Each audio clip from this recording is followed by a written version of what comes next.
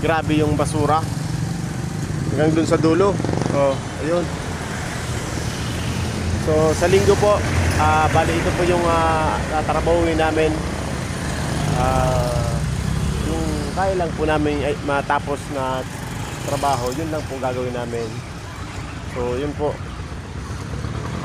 Abang-abang lang po kayo sa linggo para sa maglilinis namin dito sa creek na to. Grabe. Yes, good morning po mga kapawis. Nandito po kami ngayon sa creek ng Bitano. So ito po, lilinisin po namin tong creek na to. Ayan po yung dumi na nakita nyo ngayon. So tinitirada na namin ni Clint para kahit papano matanggal na tong mga basurang nakabara dito para makaagos na yung tubig.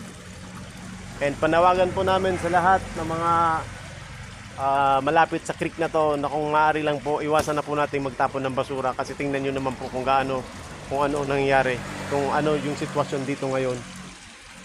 So panawagan lang po, iwasan na po natin magtapon ng basura dito kasi nakakaawa. Creek na to. So kaya yun po yung panawagan namin.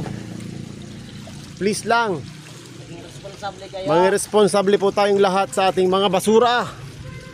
Huwag nating hayaan na itapon lang kung saan kasi kapag ito nakapasok sa kanal o kung saan man na lugar na merong tubig, sigurado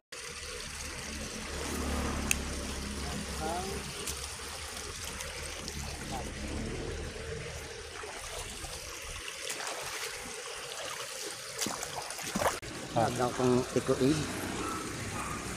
Sabi mong videoan kung mga eco-aid. Nakakaroon ko na ito.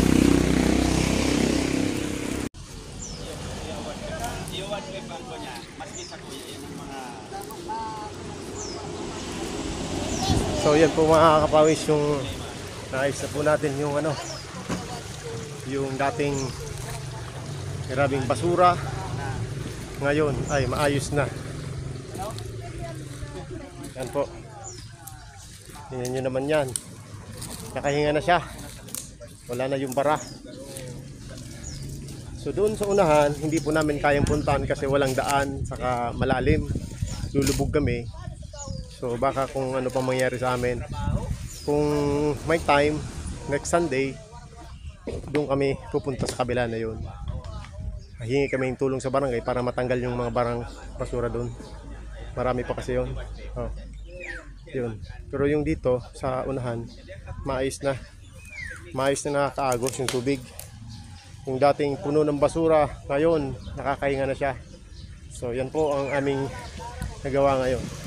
Still, kagawad Sir Marlon Atun still on work, and syempre Clint the grass cutter still keep going. So yun po ang aming mission ngayon. So maraming salamat po.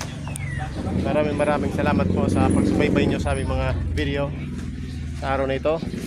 At ito po yung mga basura na nakolekta namin. Ito po yung mga kahoy, bali na segregate na. Ito yung mga gulong. Ito yung mga basura, sari-saring basura. Ayan, ito yung mga plastic. Yan po, mga kahoy na pwede igatong. Nakasegregate na po siya. Bahala na po yung barangay mag-kolekta nito dito. So yan, inipon na po namin yan para po kahit papano mabawasan yung dumi at bara dito. So tingnan nyo naman po yan.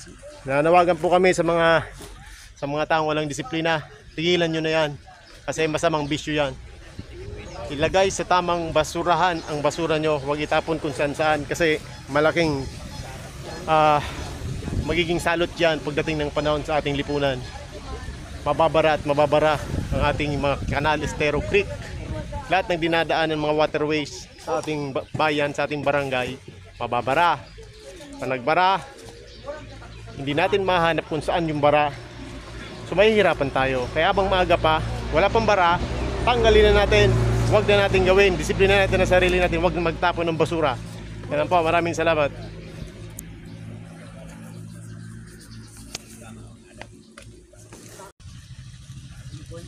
So ini po, so mga nasa Ecoid kang barangay makuha po kani mga basurang nakuha mi. So itutuon mi sa inda ta kagawon inda. Oh. Yan po ang nature's care. Hand in hand. Ano lang, tama, tabang kita.